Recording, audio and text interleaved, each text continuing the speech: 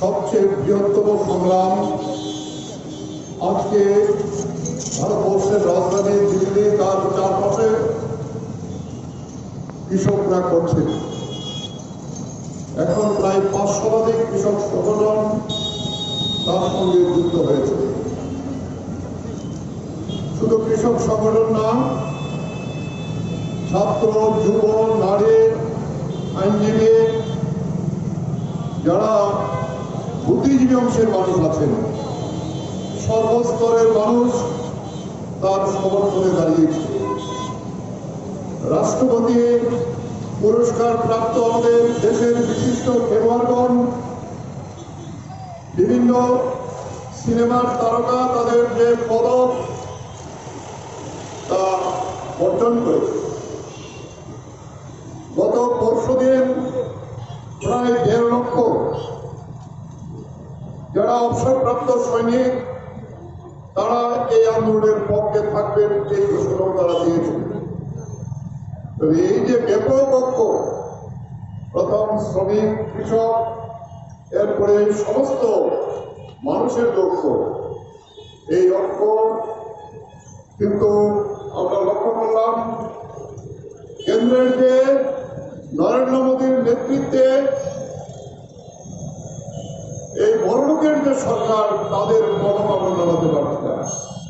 প্রধানমন্ত্রী এখন প্রতিদিন সকাল, বিকাল, রাত্রে কৃষকদের জন্য মায়া কান্না কাটছে, কিন্তু কৃষি আইন বাতিল করার জন্য এই যে দাবি উঠেছে যে কৃষি আইন আমাদের দেশের কৃষক এবং কৃষিকে আমাদের দেশের আদানির মতো যারা দেশের পুঁজিপতি কর্পোরেট যারা তাদের হাতে তুলে দেওয়ার জন্যই এই আইন বাতিল করার জন্য করা হচ্ছে। আশ্চর্যের বিষয়, গত পরশুদিন পর্যন্ত 6ষ্ঠ দফার আলোচনা হয়েছে।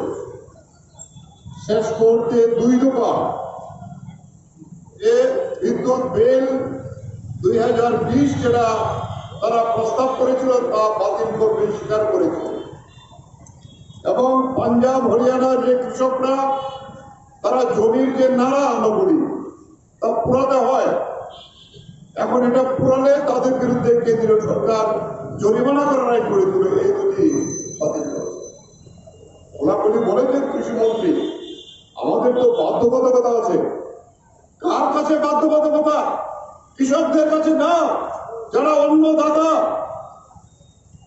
বাধ্যবাধকতা আদানি আম্বানির কাছে, তাই তারা এই আইন বাতিল করতে পারছে না।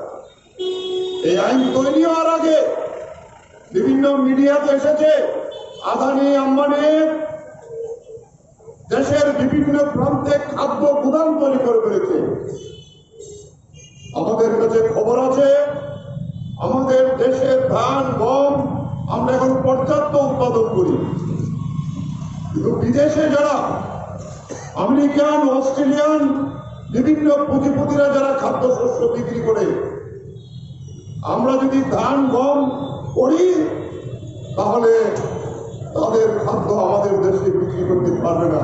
তাই আমাদের জমিতে ধান, গম না করে অর্থকরী ফসল করবে, তাদের নাকি লাভ হবে কৃষকদের। এই লাভ আমরা চাই না। কৃষক চায় তার অধিকার। এই যে কৃষি আইন তা বাতিল যতক্ষণ পর্যন্ত না হয়, গত পরশুদিনের আলোচনার পরেও তারা বলেছেন যে আমরা এই আন্দোলন চালিয়ে যাব, অঙ্গীকার করেছেন।